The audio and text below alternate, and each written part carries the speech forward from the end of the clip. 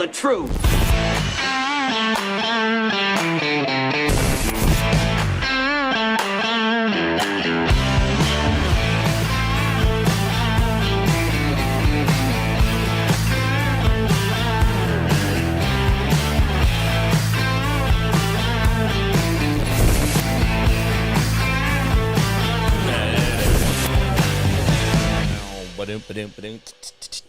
Oh, hey, I'm Jim Price. Jim Price, your daily update.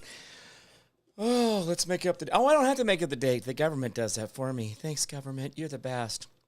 We're going to call it April 6th. It's a Monday, 2026. Thank you so much for being here. I almost said like 2022. God, that was a minute ago, wasn't it? 4 years ago? We were hot and heavy in that lockdown era. Yeah, stay home because we don't know we're doing it because we said to do it. Yeah. I don't know, guys. If you guys all stayed home, if there was a lot of people that bothered to stay home during the shutdowns of things, then why did we ever come back? If we could just stay home and the world just keeps turning, why do we do all this extra stuff? Why do we go out of our way to do all these other things? Right? I mean, think about this. I mean, we're running around and we're like, I got to hurry and I got to go make my duties. I got to get this done and I got to do that. I got to do that. Why? If all it takes is you possibly... Now, listen, this is where I think the value of this comes into play. If all it takes is the idea, hey, Julie D., good to see you, that you might die... and you decide that you just don't go to work and you don't go do all that stupid shit anymore, like school and all these other things, then why are you going back to school?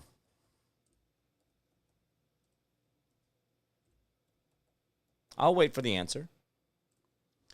If you think tomorrow there's something so catastrophic, if you think tomorrow that there's some fart in the wind that's going to kill you, then why do we do any of this at all? Why do we do any of this? Why do we race around trying to make flaming hot Cheetos? Why do we run around trying to do all these other things that really don't mean anything to our existence? What did you do when they told you to stay home? Did you stay home, and what did you do with that time? Did you sit around? Did you crochet? Did you macrame? Did you do pottery? Did you paint? Did you plant a garden? Did you plan your future? Did you get on a bicycle and start riding across America? What did you do with your time? See, my point of this is that I wonder, it was a great lesson for a lot of people. We went out of our way to really show everybody that, hey, maybe all this stuff we're doing isn't really what it's all cracked up to be. Maybe we all been chasing the wrong brass ring.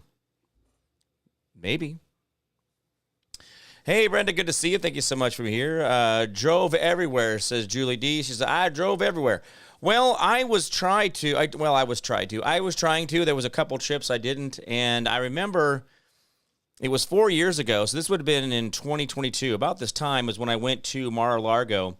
And I had to speak at an event the weekend before Mar-a-Lago. So I was out in Arizona, and I spoke at that event. It was like a 2 or 3 day event. I was there. I stayed at a hotel, probably one of the most captured in time motels I have ever been into, and thought was still clean and thought was still worth staying in.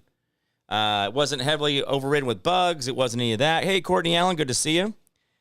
Anyway, truly a neat little idea of a hotel. But anyway, did that, jumped on a plane, flew to Wichita to catch the connecting flight. So what it was I could get to Phoenix and back to Wichita, and then I could get on a trip.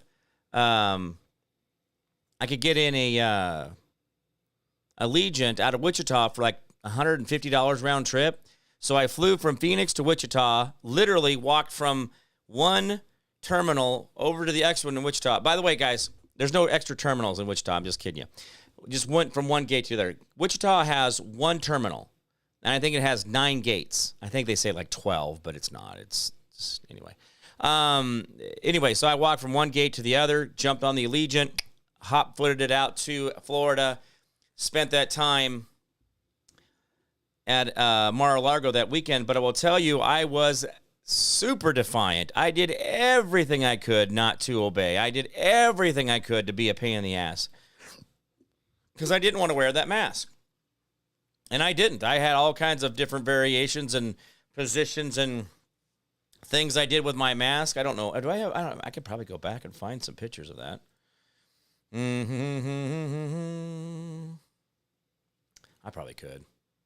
You think I should? You guys want to see it? I think I have one of me in my mask when I went to Mar-a-Lago. Let me see if I can find it here. Oh, what do we do? What do we do? Was this before or after? Okay, we're in October. This would have been in... This would have been in the hot part, I think. If I remember right. You know, I have done a lot of traveling this year. I didn't realize how much traveling I really did. I forgot I was in 4th of July in 2022. I was actually... 4th of July in 2022, I was actually in Atlanta, Georgia, speaking at a voter integrity event there with Marie. And we had a good event there for that. Let me see. I can't seem to find this. Why am I having a... Was it in 23 that I went? Maybe I thought it was in 22 that I went.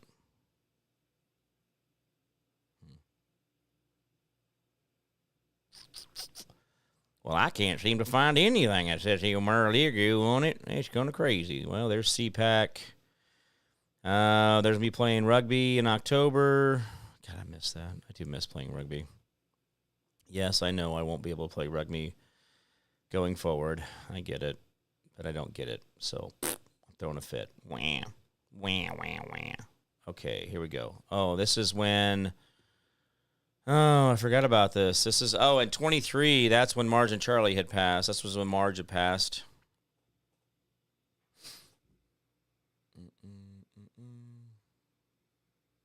I can't find those pictures of Mar-a-Lago. That's crazy.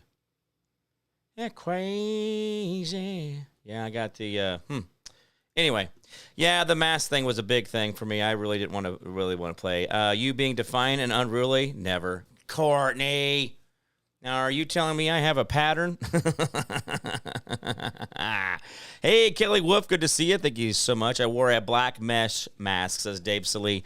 I wore one. I had one that was an American flag, and I folded it in half, so it was like it just kind of it hung over. I didn't do the underneath the chin thing. I gotta see if you guys. I gotta see if I can find that photo. I know it's out there somewhere. Is anybody out there? So, where is this all at? Wow, I guess there's so many memories in here. Scrolling through these different things in here. There's Tennessee. Hey, Julie, there's Tennessee.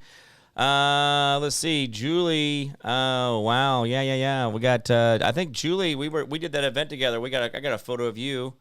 Next to the statue of Athena in Nashville, Tennessee, if you guys remember that.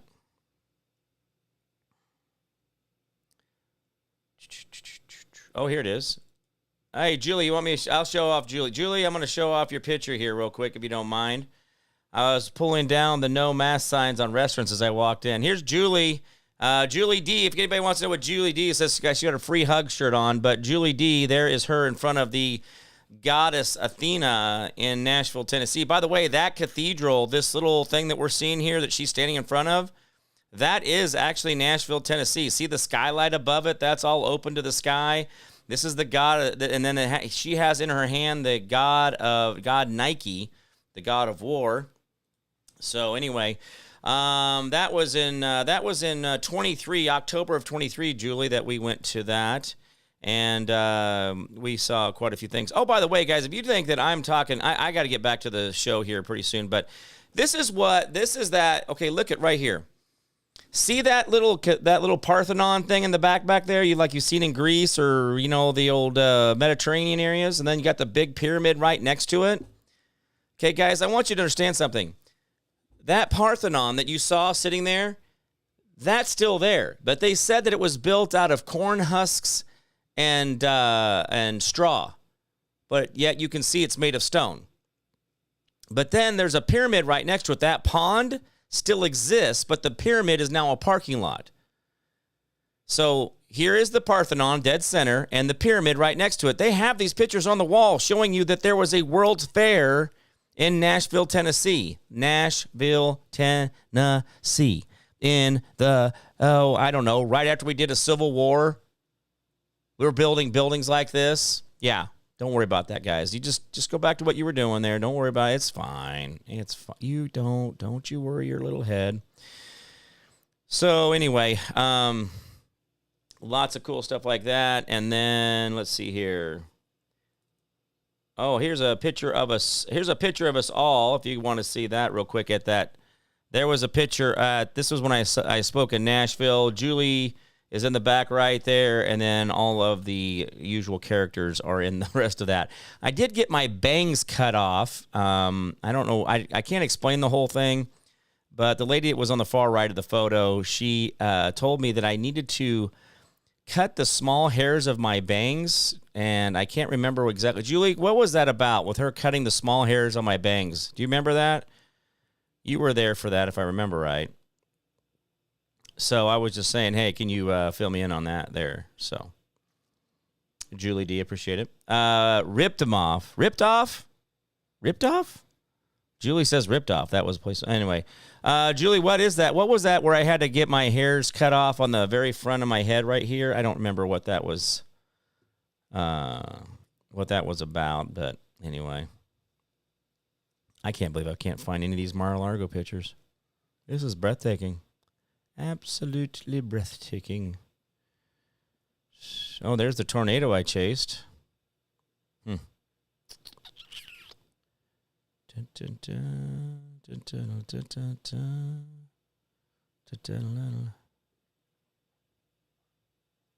Yeah, Maria Zach was a lady who put that event on in Atlanta. This is me up on stage at that event. So this is it's a Nations in Action, Transparency in Government, Trustworthy Politicians.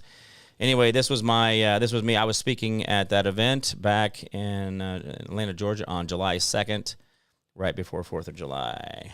So anyway, oh man, I cannot believe. It's like I just keep zooming past wherever it is that I thought those pictures would be. There. Oh wait. Here's Texas. There's Texas, and then where's the Mar-a-Lago pictures? Wow, that's crazy. Oh, here they are. Wow, I don't know why that took so long. Oh, here it is. Okay, here's the picture of me wearing my mask, and this is what the whole reason for this whole adventure into the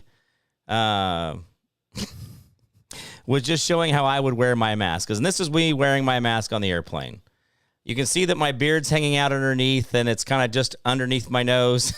It's barely, yeah, that was me.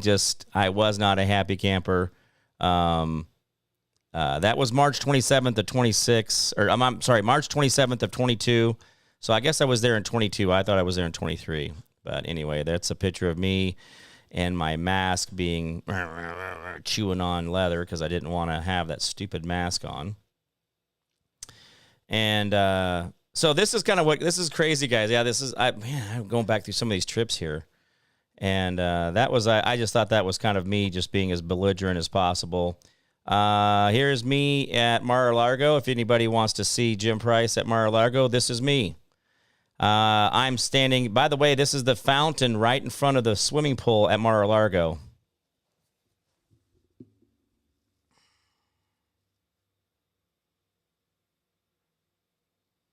Oh, yeah, thanks. I got it now. Thank you. Anyway, so that is me at Mar-a-Lago there. So that was that. Good to see. Brenda says, rough being a hairdresser. Well, guess I didn't wear Didn't wear it half the time. None of us did at the shop. Well, yeah, hairdressing. I can't even imagine that. That's crazy. So this is me at Mar-a-Lago. So this is me in front of this. Okay, so this is me in front of the very fountain. I just showed it to you. Just showed it to you guys. So that was me there, and being a bit of a jokester when I shouldn't have been, but I was. Anyway, but that was a cool event I got to go to. I went 2 nights in a row to Mar-a-Lago, and met a lot of great people, a lot of good stuff. And then, anyway. You want to see, let's see what, I was trying to, here's a picture of the pool at night that I was at that pool there. Remember I told you I was at that pool where I was there? This is the nighttime view of that. You can see the fountain there where I was at, and this is the pool. I'm obviously at the diving end of the pool on the other end, so there you go. The Winter White House, says Kelly. Oh, absolutely. It's a neat place. It really is. Very Spanish, Spanish tiles, blah, blah, blah, stuff like that. So anyway, yeah, I can't believe I didn't have that. And this was the event I did the weekend before. I'll show this one to you guys real quick. This is the benefit concert for Arizona Border Recon vets today. That was actually, guys, believe it or not, I painted those stars on there and got that. I don't know. I end up somehow being put in charge of spray painting a sheet on that. So this was the venue. If you guys want to see the venue where I spoke at that weekend, this is the venue there. They were big Carrie Lake supporters back then, and they believed that, they had a big Carrie Lake sign up there for her. So anyway, fun stuff. Just trying to think of all the different places that I was that weekend. It was kind of a crazy event of things. And actually the weekend right before that, I was actually in San Diego. So I was in San Diego, then I drove back to Wichita, then I flew back to Arizona the next weekend, and then I flew back to Wichita, then flew back to Mar-a-Lago. Anyway, woo, that was fun. Yeah, it was very good stuff. So anyway, that was a few years back. I can't. And then here's Trump. I don't know, this is not a really great picture, but this was Trump in the back of areas of Mar-a-Lago and stuff. It was hard to kind of catch him. He was always moving, except for when he did a speech and stuff like that. But he was all kind of around, very easy to get along with. Nice guy. Here is him the second night speaking with. That's you can see him there speaking with one of the candidates that was running for Congress, and so there we go. But anyway, and that's about it. That was about all I could think of right there. So anyway, I don't know why I got down that big old rabbit hole of going back into the Wayback Machine for you, but I did. So I did, and I'll do it again. All right, so getting back to what I was doing before I was doing all that, let's get back to the news of the day. I did name today as a kind of a tongue-in-cheek about the dark side. And the reason I named today as the dark side was really because of the, that's true, is because there is the thing going on with the moon, okay? So right now we have this whole thing with Artemis 2. I don't know what Artemis 1 was, but I guess I missed that in the rotation of Artemis stuff or whatever you want to call it.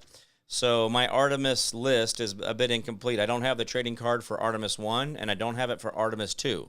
Artemis 2 is now going to circle the moon. It's going on to the dark side of the moon, which is cool. No big deal there. But yeah, appreciate it, Dave. Think he's enjoyed Memory Lane. And Carrie got robbed. Oh, absolutely she did. So as they go by the moon, they're saying that they're going to be doing this photographing of, and it's going to be different, and we haven't been there, and all these other things. But I just learned today, guys, did you know there's a satellite that's been circling the moon already? And I asked this question a couple of days, and I would think I was getting laughed at.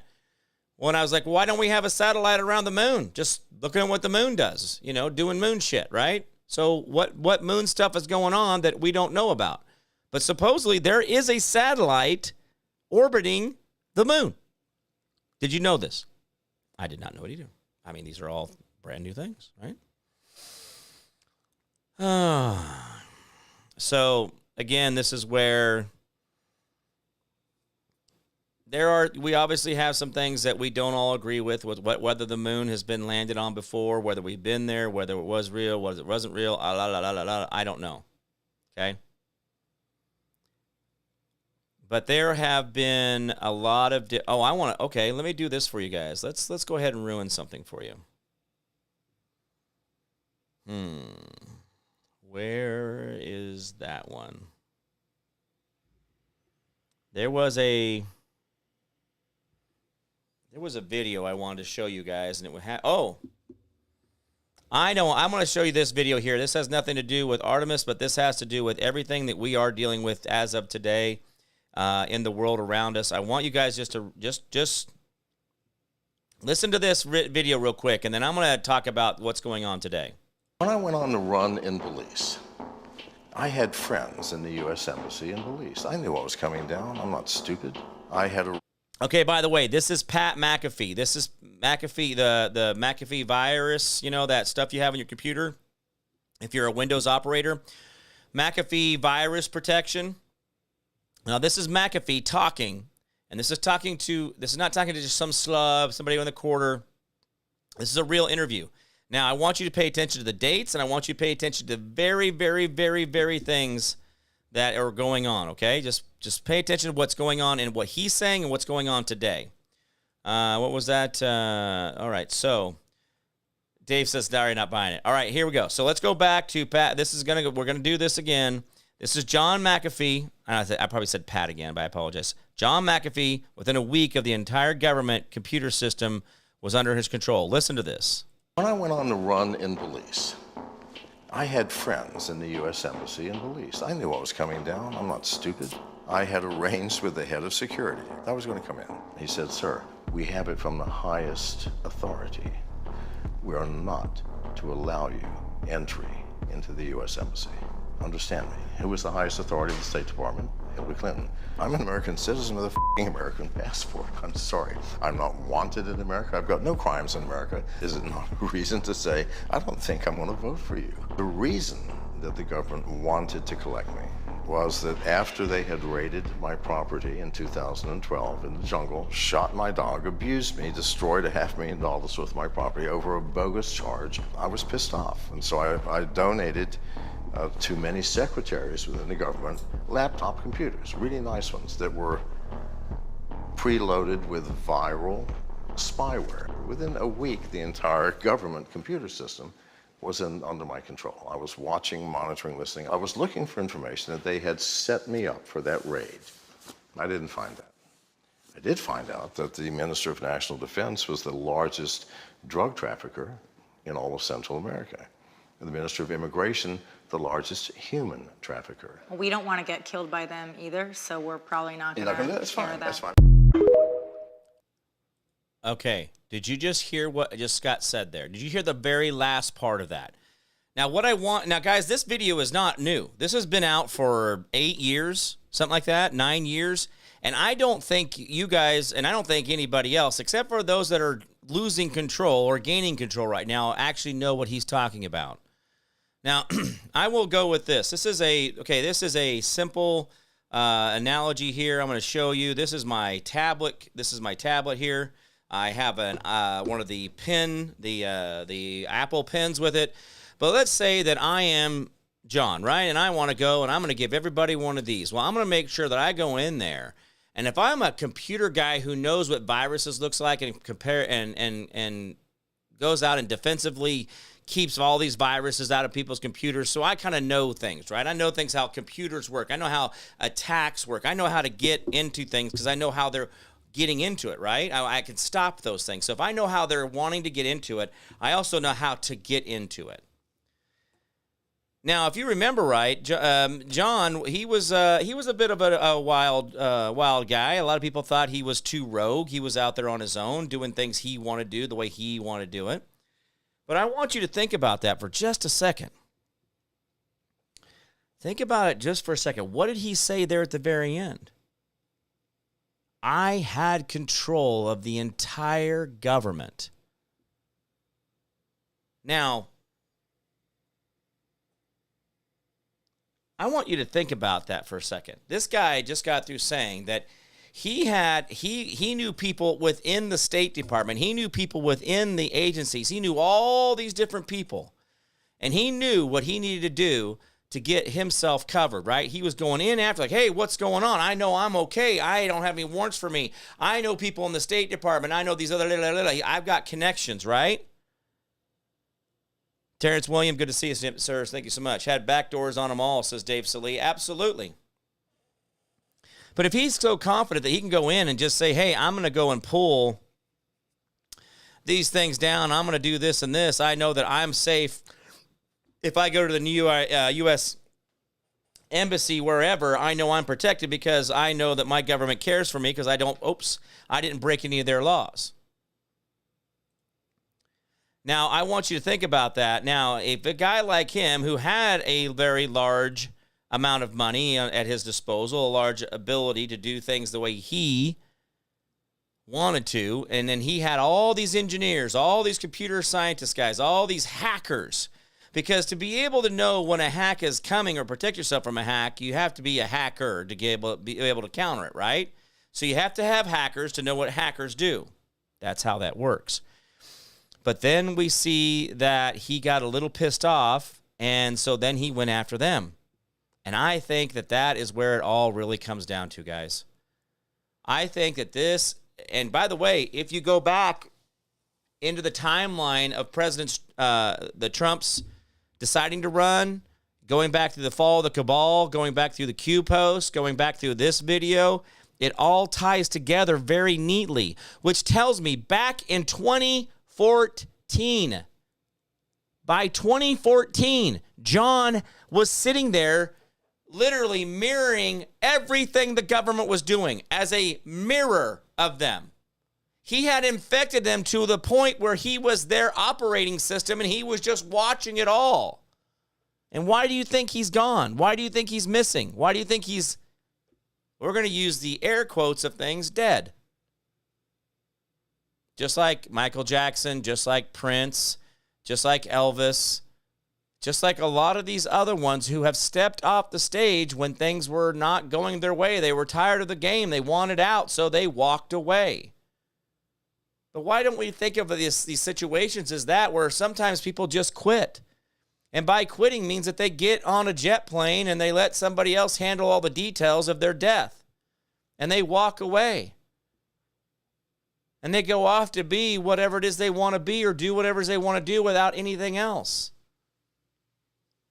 But my point is, guys, is there's a lot to what we're seeing all around us. And I think we need to give ourselves a little more credit for it. There's a lot of cool stuff that we get to see.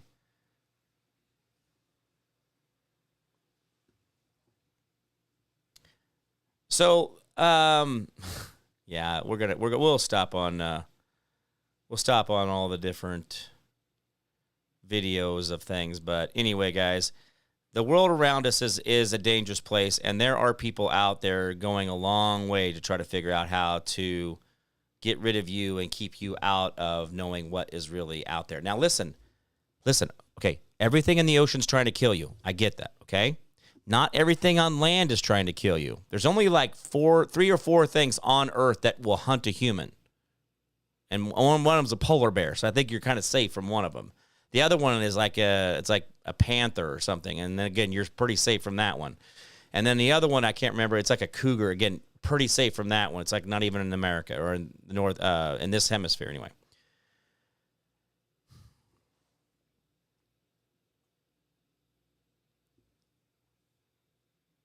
Guys, I will tell you that this microphone is not evil. This tablet is not evil. These 50 cent pieces from Charlie's coin jar that he used to have on his refrigerator, those are not evil.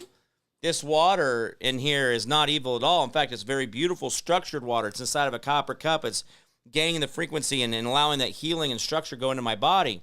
So this isn't trying to kill me. It's aiding me in my existence. So why is it that the things that seem to be the things that are trying to kill us are the other humans on Earth? But if you go up and ask a human, are you trying to kill other humans? They're like, no, man, I'm just doing my job, man. I'm not a killer. I just, I don't kill people. Like, what? So if you understand where I'm going with this is that, guys, when you think of what Pat McAfee was doing, it's like he was able to go in and create a mirror of that, but then he's watching all these people doing things that really would be out of character if asked in front of their grandmothers. He's like, hey, Hillary Clinton, this is your grandma and your grandpa. Hey, grandma and grandpa, how are you? Nice to meet you. This is Aunt Hillary here, and she'd like to tell you that she eats baby faces. And I do believe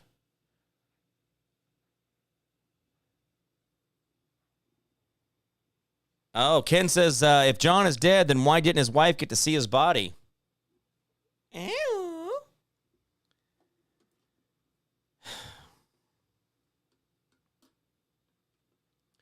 See, when I look around at this world around us and I look at this, it's the other human beings who don't want you to know that they lied to you that are trying to kill you. Now, I want to slow that down for a second. Okay? It is the people that are lying to you that are trying to kill you so you will not find out the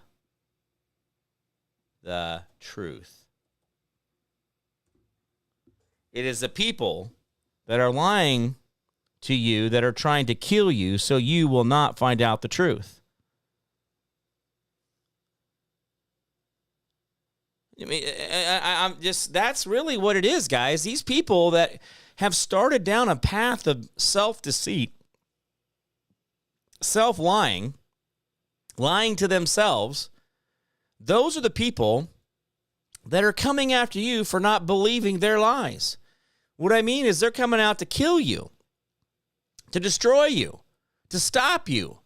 You need to stop telling me about my lies because my lies are great and you're not, and you need to stop and you're ruining it, man. See, this is where all this kind of gets a little crazy, isn't it? Because when we really start slowing this down, it gets really simple, really fast.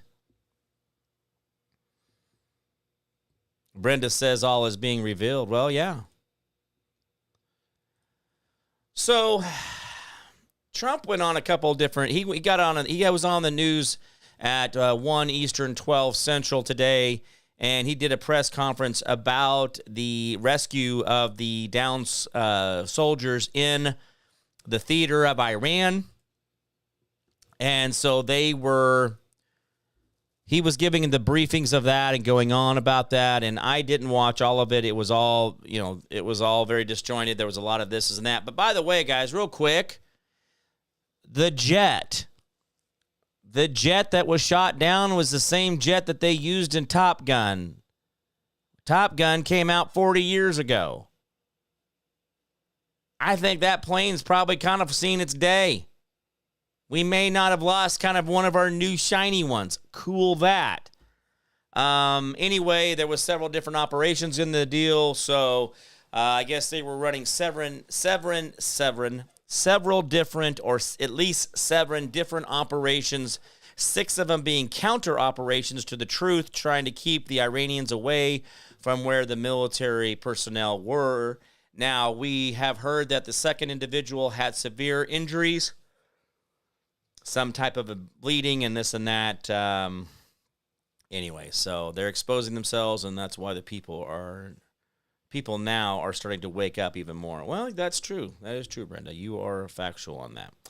All right, what we got here? Today, oh, by the way, guys, I don't know if you knew this. Today is Easter Monday.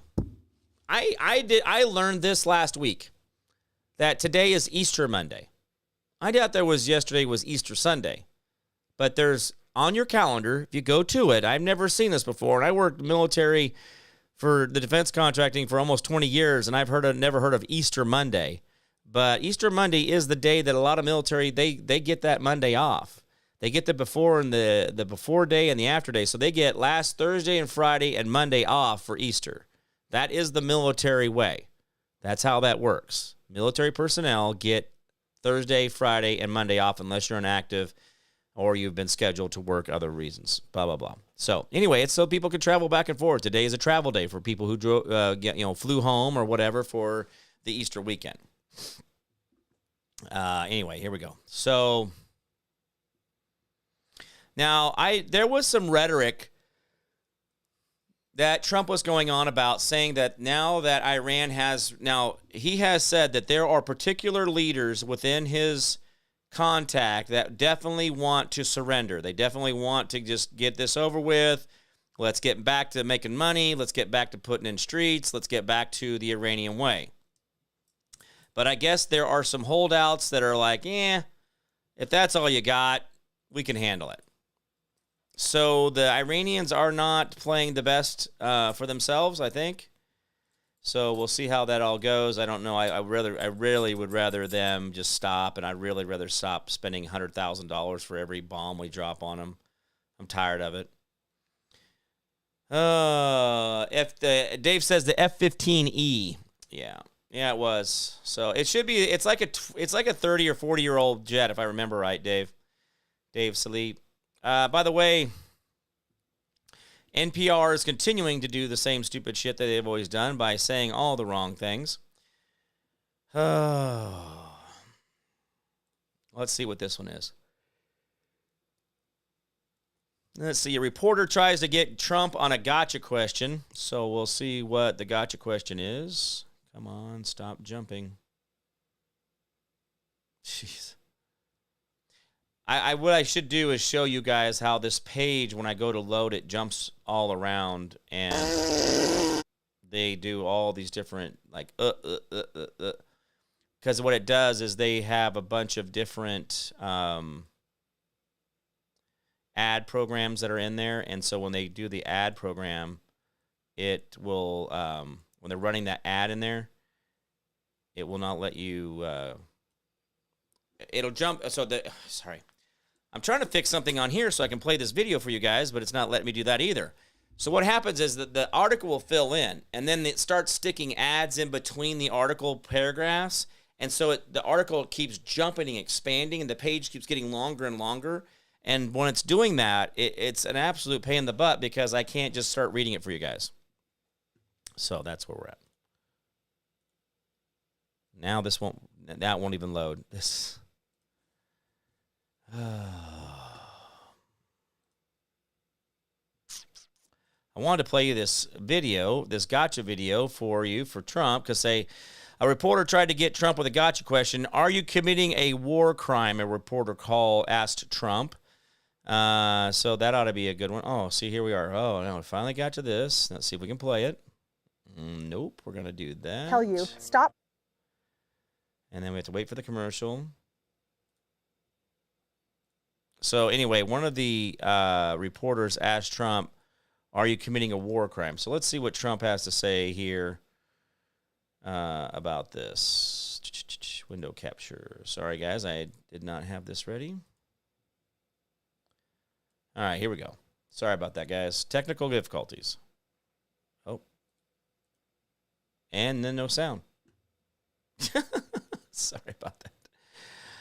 Let me try it one more time for the good times.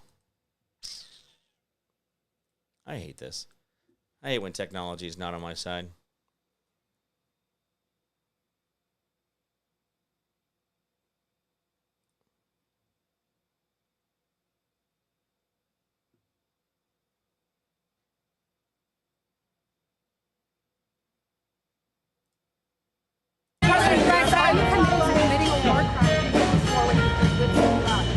What else? Oh, so that's all it was, is that when okay, so never mind. I thought it was going to be a great response. No, what it was, Listen up. he goes, what else? You know, it's just, if someone asked him if he's committing a war crime, and he just sloughs them off. So I'm sorry. I thought the article was going to be greater than that. Yeah. What is this one here? Let's see. Fire general attacked, calls out Secretary of War and on the attacks on Iran. So General George shows all the evidence needed to explain why he was fired clearly. So General George was the guy that Hexeth had actually fired a couple weeks ago. I think I mentioned this to you guys. So General George shows all the evidence needed to explain why he was fired. Clearly, he is biased and compromised. A video retired U.S. Army General Randy George, who was a 4-star general and served as the Army's 41st Chief of Staff, but Pete Hexeth fired him right in the middle of the Iran war. He must have been shocked. Well, yeah. In this clip, George says Hexeth's comments about the Iranian war, especially the phrase "no quarter," are more than tough talk. According to George and the International Red Cross, that kind of language crosses the line and then it's called a war crime.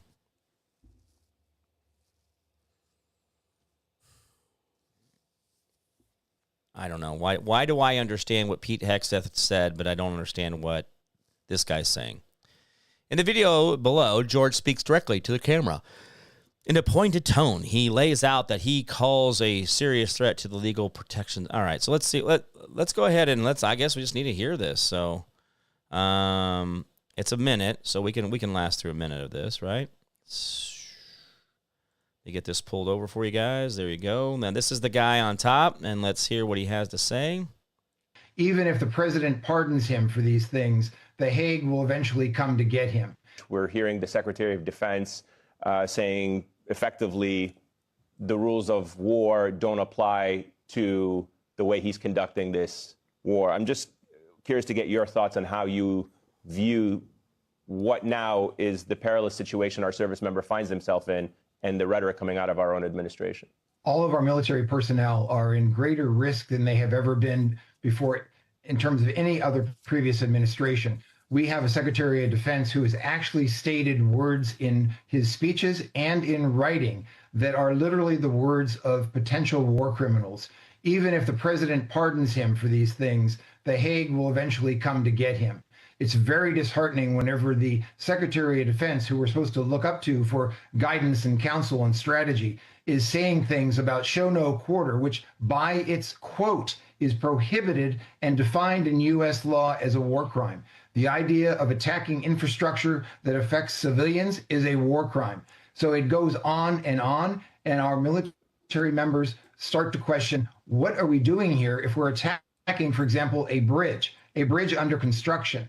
It just doesn't make any sense in terms of what are the military objectives, which seem to keep changing on a regular basis. And if you don't have military objectives, and then you know when success has been achieved, that means all you're going to do is get further and further involved in this warfare, and it's going to go worse and worse for the United States and for the American public in terms of the oil prices, just as an example. Huh. So, let me get this right. So I agree that we should not be using language called no quarter. I agree with that. I don't agree with the idea that you think that we're going to go ahead and put Pete Hexeth up on the court for Hague. I would love to see that. I think that's a great idea. I want to see what you mean by that. When you say that we're going to go to the Hague, that means that we're going to go to actually the Nuremberg trials. Is that what you're saying? So if we're going to do Nuremberg trials, does that mean we get to bring Fauci along? And by the way, 4-star general, you were there a year ago when we called it the Department of War. Are we not correct with that, sir? Can I ask you a quick question, sir? What phrase did you just use? Department of Defense? I'm sorry. I guess you didn't work for the same place that I understood you worked for. Because if I remember right, you are getting your checks from the Department of War. But see, this is where I'm not trying to be that way, but What did you think of Trump's Easter post? I didn't see that one. Old plane. Yeah, Dave Salute. That's right. It's an old plane. All right. Let's see. Here we go. Oh, by the way, when J.P. Morgan Chase, the CEO, Jamie Dimon, which you guys, I don't know if you, why in your life have you ever known of any large bank CEOs that you could just reference offhand that you know Jamie Dimon is the CEO of J.P. Morgan Chase? I mean, it's kind of amazing if you think about it. Like, why do we know that? Well, anyway, because they paid out hundreds of millions of dollars to Epstein victims because they were the ones that were laundering the money for Epstein. Now, this is bad. This is bad. This is bad. It's not bad, but this is bad for Mondandi. In his annual letter to the shareholders, Jamie Dimon set a warning to businesses trying to survive in NYC under the radical socialist Mondani. The city is already grappling with ramifications from the whole lockdown. Remember lockdown? We had a lot of people leaving, the whole work from home, blah, blah, blah.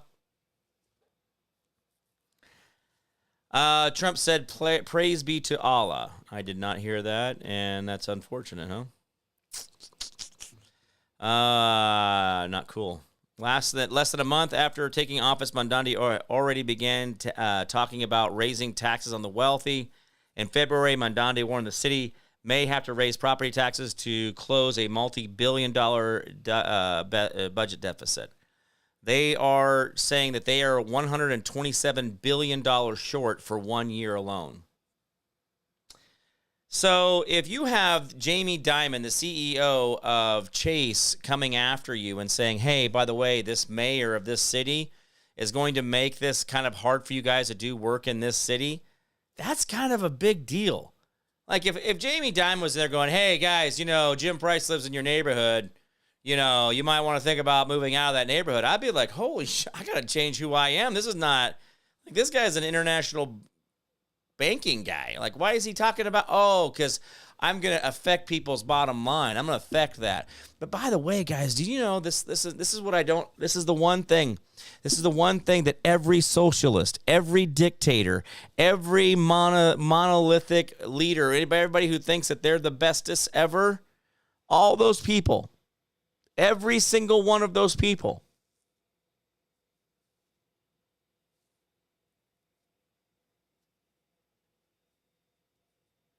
I just lost where I was going. I thought I was going to be able to keep it, and I just completely went off on the deep end on that.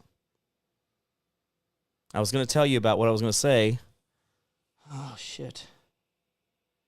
I'm telling you what, guys, since this fall I had at the beginning of the year, these little blips like this have been coming out more and more, and I don't know why it is, but I need to start working on maybe some memory calisthenics for me. Anybody, hey, guys, line me back up real quick if you guys remember what I was just talking about. Let me see if I can go find what I was referencing here. There was something that got my attention.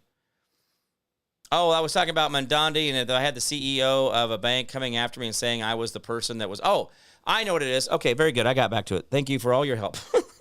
Jeez. Every single socialist, every single dictator, every single monolithic person doesn't realize that if you stop trying to make people obey, you have more money to play with, and you end up having more power because people will affiliate their pleasure and their freedoms with you.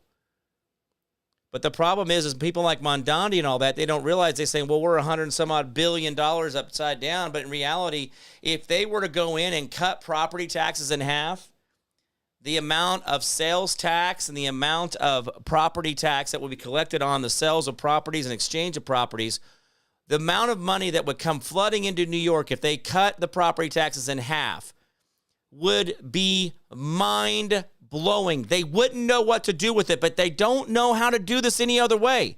Guys, listen to me.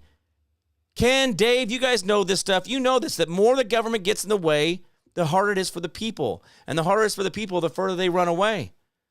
And the reality of it is all New York, the state of New York, if they just stopped screwing with people and just let people have their gas stoves and just let people have their freedoms, that there would be so many people in New York that couldn't stand it.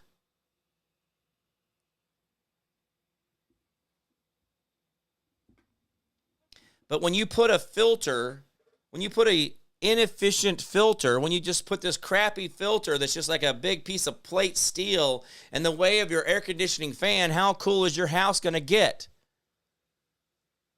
But if you take a little paper filter and you make nice little webs out of it and you make it all scattered and everything and the air is able to flow through there, but as the air flows through it, it catches the little particles of dirt.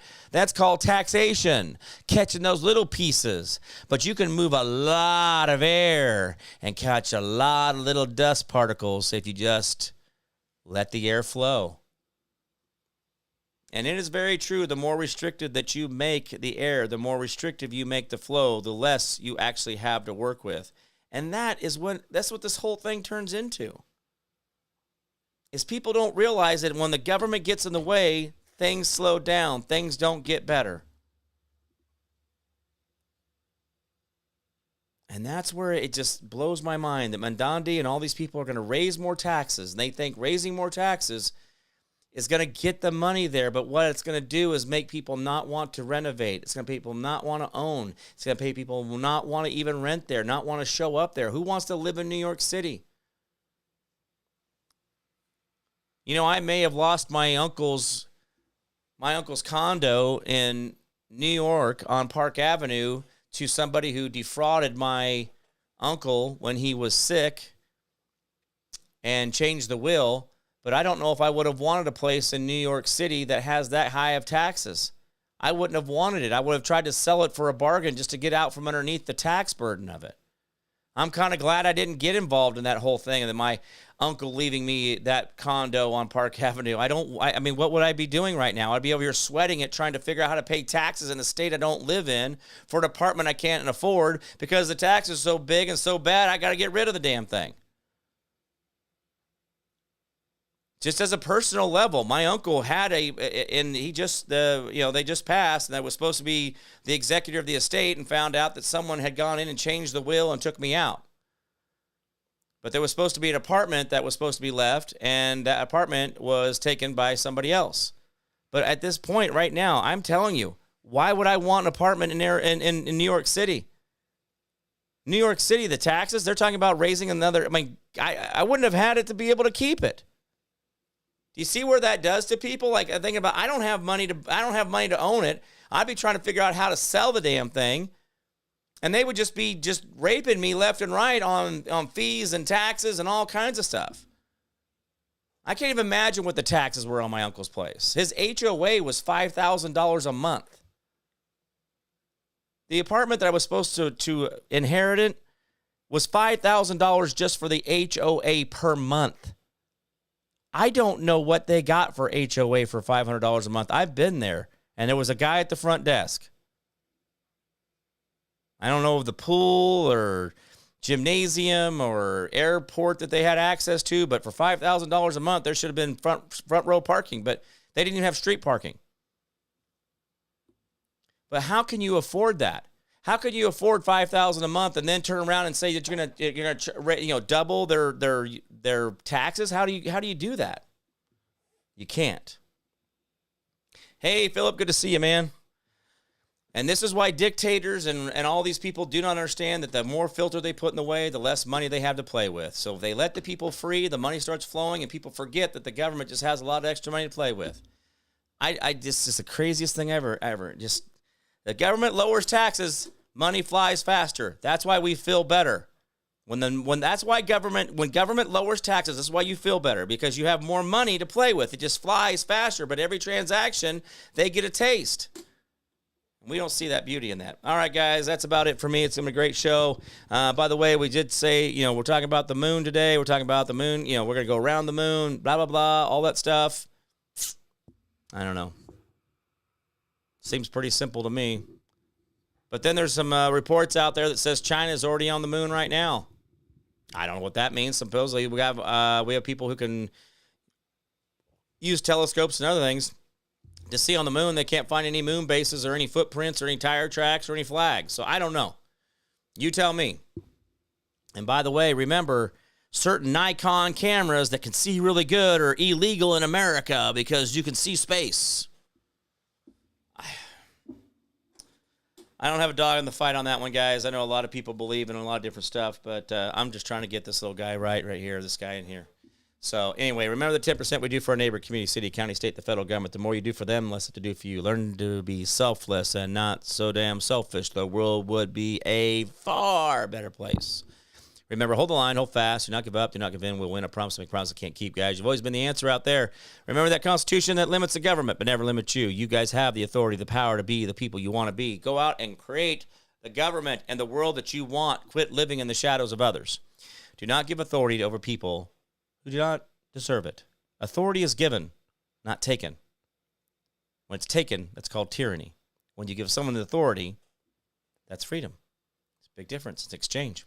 All right, guys, I'm going to get out of here. It's been good seeing you guys. Good stuff out there. Thank you, Dave, Salee. Good to see you. Philip Martin, good to see you.